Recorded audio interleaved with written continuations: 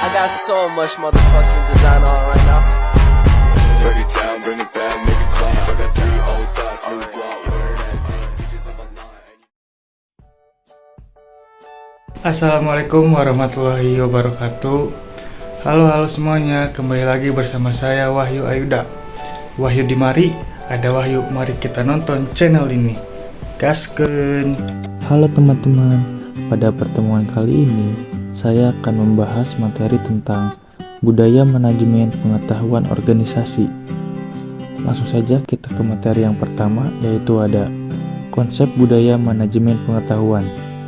Di sini menurut Stoner et al., budaya sebagai kompleksitas asumsi tingkah laku cerita, mitos, metafora, dan berbagai ide lain menjadi satu untuk menentukan apa arti menjadi anggota masyarakat tertentu. Selanjutnya menurut Muljono tahun 2003, budaya adalah pola semua suasana, material, atau semua perilaku yang sudah diadopsi masyarakat sebagai cara tradisional sebagai pemecahan masalah anggotanya. Selanjutnya yaitu sudut pandang budaya. Di sini ada 3 sudut pandang budaya.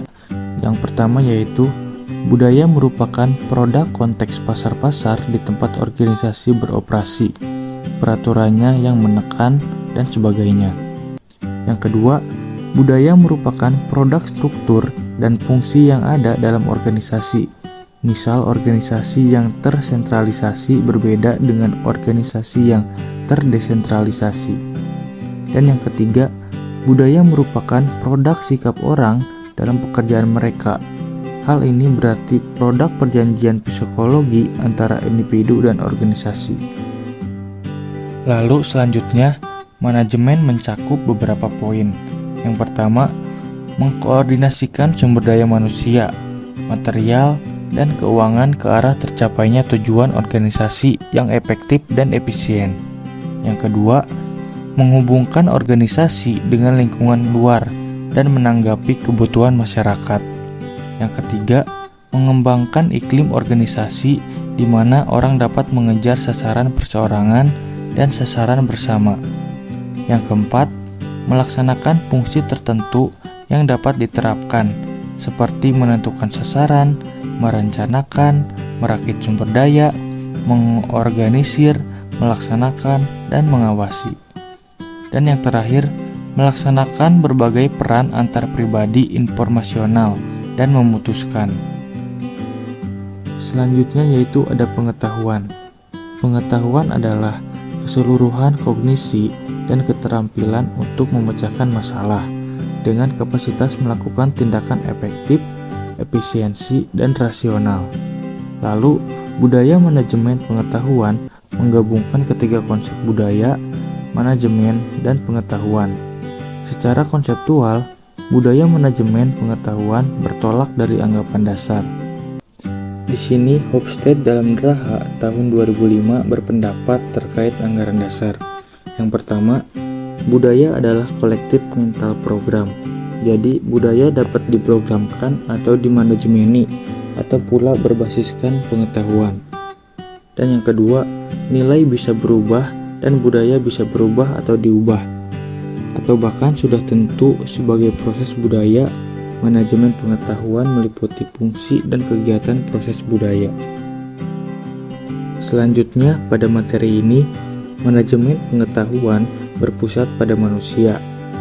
Manusia sebagai individu mempunyai perilaku individu dalam organisasi, membawa ke suatu tatanan, kemampuan, kepercayaan pribadi, pengharap, kebutuhan, dan pengalaman masa lalunya.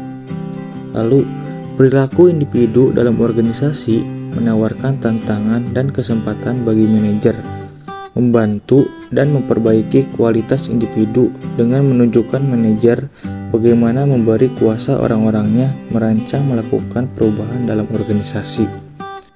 Lalu, pengetahuan sebagian besar berada dalam kepala manusia dalam bentuk tacit knowledge, bukan di sistem informasi yang canggih. Salah satu pendekatan yang berpusat pada manusia dengan menumbuhkan budaya kondusif terhadap berjalannya proses dalam manajemen pengetahuan. Selanjutnya yaitu budaya sharing pengetahuan. Inti manajemen pengetahuan adalah knowledge sharing atau knowledge transfer. Karena melalui knowledge sharing, terjadi peningkatan nilai dari pengetahuan yang dimiliki perusahaan.